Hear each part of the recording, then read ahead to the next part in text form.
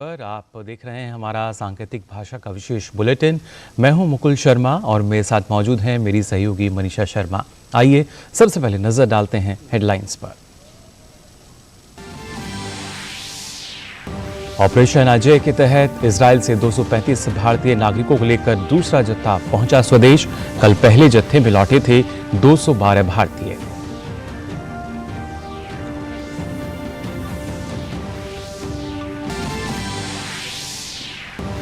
Israel की जमीनी सेना ने लापता लोगों की खोज के लिए गाजा में मारे स्थानीय छापे। अल्टीमेटम के बाद उत्तरी गाजा खाली करने की अंतिम समय सीमा करीब। पीएम नेतन्याहू ने कहा, हमास के खिलाफ कार्रवाई शुरुआती दौर।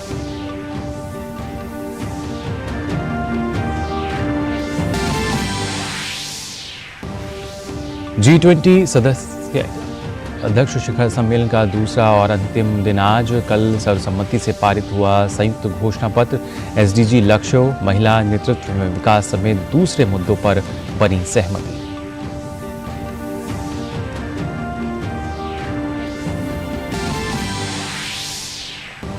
प्रधानमंत्री नरेंद्र मोदी आज मुंबई में अंतर्राष्ट्रीय ओलंपिक समिति के 141वें सत्र का करेंगे उद्घाटन। सत्र खेलों से संबंधित कई हितधारकों के बीच बातचीत और ज्ञान साझा करने का अवसर करेगा प्रदान।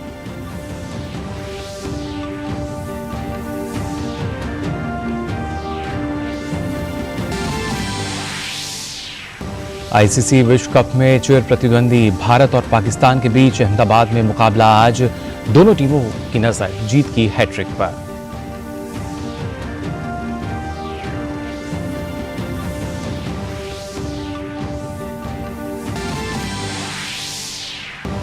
आर्कटिक ओपन बैडमिंटन के सेमीफाइनल में पीवी सिंधु का चीन की वांग झी से मुकाबला आज। कल क्वार्टर फाइनल में रोमांचक मुकाबले में वियतनाम की थ्वे लिन गुयेन को दी थी शिकस्त।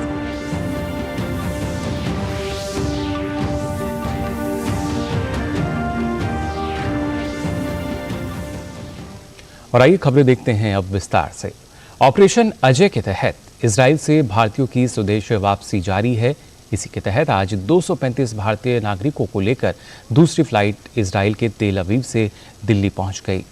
दूसरे बैच में कुल 235 भारतीय नागरिक सवार हैं। इससे पहले 235 भारतीयों को लेकर एयर इंडिया का पहला विशेष विमान कल जो कि पहुंचा था, करीब 212 लोगों को लेकर ये नई दिल्ली पहुंचा था।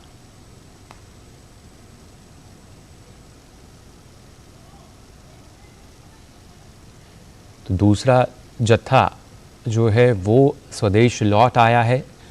वहीं इजराइल हमास संघर्ष का आज 8वां दिन है। इजराइल की सेना ने पुष्टि की कि उसकी ज़मीनी सेना ने कल गाजा में स्थानीय छापे मारे हैं। छापेमारी का उद्देश्य लापता व्यक्तियों का पता लगाना भी था। सेना ने पुष्टि की कि गाजा में कम से कम 120 बंदी हैं। इजराइल ने कल 11 लाख लोगों को 24 घंटे के भीतर उत्तरी गाजा खाली करने का अल्टीमेटम दिया था। अब इसके खत्म होने की समय सीमा काफ़ी करीब है। इस बीच संयुक्त राष्ट्र ने कहा है कि इजराइल के अल्टीमेटम से पहले ही गाजा में 4 लाख फलस्तीनियों का पलायन हो चुका है। इजरायली सेना ने हवाई हमलों से हमास शासित गाजा पट्टी को तबाह कर दिया और भोजन, पानी, ईंधन और बिजली की आपूर्ति रोक दी है। इजराइल ने गाजा के 23 लाख लोगों के लिए मिस से आपूर्ति की प्रवेश को रोकने के बाद अंतर्राष्ट्रीय सहायता समूह ने बिगड़ते मानवीय संकट की चेतावनी दी। 7 अक्टूबर को हमास द्वारा एक अप्रत्याशित हमला शुरू करने के बाद से इजराइल हमास युद्ध में दोनों पक्षों के करीब 3000 लोगों की जान जा चुकी है। वहीं इजराइल के प्रधानमंत्री बेंजामिन नेतन्याहू ने हमास के खात्मे की कसम खाई है। इजरायली सेना गाजा पट्टी पर संभावित जमीनी हमले की तैयारी कर रही है। नेतन्याहू ने शुक्रवार देर रात राष्ट्रीय स्तर पर प्रसारित एक संबोधन में कहा कि हमास के खिलाफ इजराइल की सप्ताह भर चलने वाली जवाबी कार्रवाई का ये शुरुआती दौर है। उन्होंने कहा कि ये तो बस शुरुआत है और इजराइल इस युद्ध को पहले से भी अधिक मजबूती से खत्म करेगा। नेतन्याहू ने एक संक्षिप्त बयान में कहा कि हम हमास को नष्ट कर देंगे। साथ ही उन्होंने कहा कि इजराइल को इस ऑपरेशन के लिए अब तक व्यापक अंतर्राष्ट्रीय समर्थन मिला है।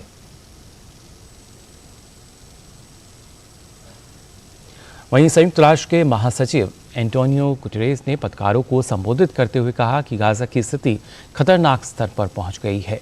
उन्होंने कहा कि वे प्रभावित लोगों की पीड़ा को कम करने के तरीकों पर ध्यान दे रहे हैं और इसके लिए वे क्षेत्रीय नेताओं के साथ लगातार संपर्क में हैं। गुटेरेस ने कहा कि गाजा में तत्काल मानवीय पहुंच बनाने की ज़रूरत है ताकि हम हर ज़रूरतमंद को ईंधन, भोजन, पानी समेत हर संभव मदद पहुंचा सकें। दक्षिण लेबनान से सटे इलाकों में इजरायली सेना की गोलाबारी में एक पत्रकार की मौत हो गई, जबकि 4 अन्य पत्रकार घायल हो गए। इजरायली हमले में मारा गया पत्रकार न्यूज़ एजेंसी रॉयटर्स का वीडियोग्राफर था। वीडियोग्राफर का नाम इसास अब्दुल्ला बताया जा रहा है। इसके अलावा हमले में घायल होने वाले पत्रकारों में रॉयटर्स के थायर अल सुदानी और माहिर नजीहा शामिल हैं। साथ ही अल जजीरा के भी अन्य 2 पत्रकारों के घायल होने की खबर है।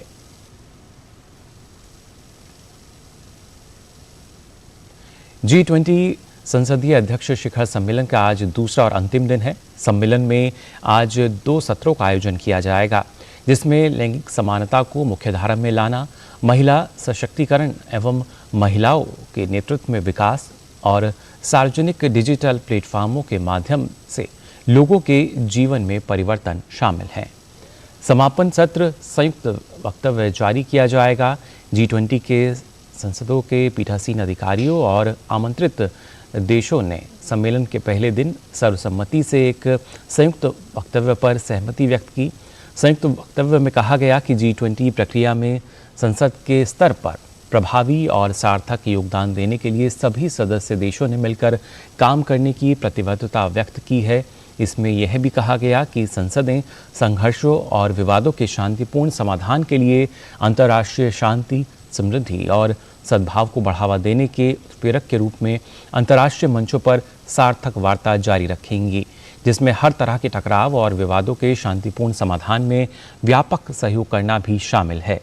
पीठासीन अधिकारियों ने 9वें G20 संसदीय अध्यक्ष शिखर सम्मेलन की मेज़बानी करने और गर्मजोशी भरे आतिथ्य के लिए भारतीय संसद का धन्यवाद किया।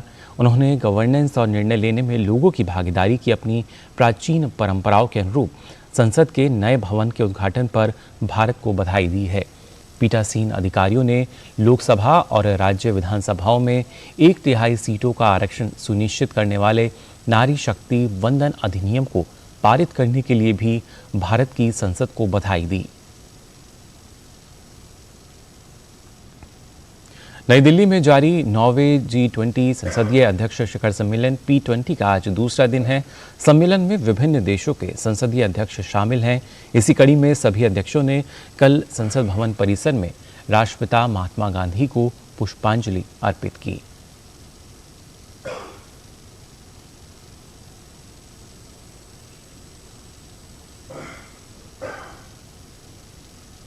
प्रधानमंत्री नरेंद्र मोदी आज मुंबई के जियो वर्ल्ड सेंटर में आयोजित अंतर्राष्ट्रीय ओलंपिक समिति के 141वें सत्र का उद्घाटन करेंगे। आईओसी का सत्र अंतर्राष्ट्रीय ओलंपिक समिति आईओसी के सदस्यों की एक महत्वपूर्ण बैठक होती है। आईओसी के सत्र में ओलंपिक खेलों के भविष्य से संबंधित महत्वपूर्ण निर्णय लिए जाते हैं। भारत दूसरी बार और लगभग 40 वर्षों के अंतराल के बाद आईओसी के सत्र की मेज़बानी कर रहा है।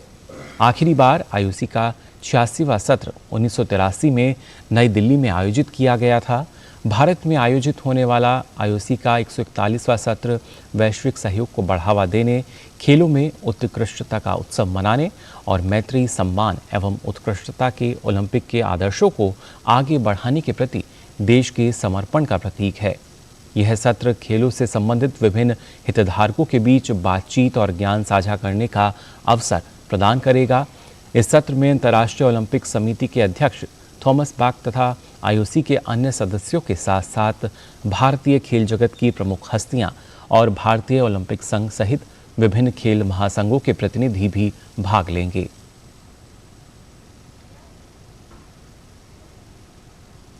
केंद्रीय वित्त मंत्री निर्मला सीतारमण ने मोरक्को के मार्राकेश में चौथी G20 वित्त मंत्रियों और केंद्रीय बैंक गवर्नरों की बैठक की अध्यक्षता की।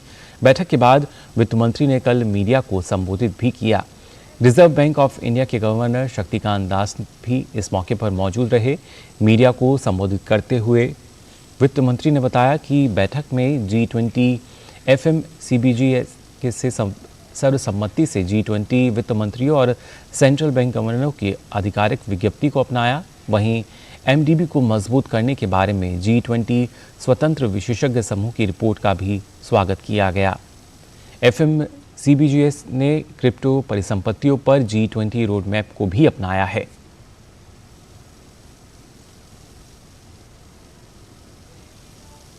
और फिलहाल बुलेटिन में यहां रुक रहे हैं एक छोटे से ब्रेक के लिए। आप बने रहिए DD न्यूज पर।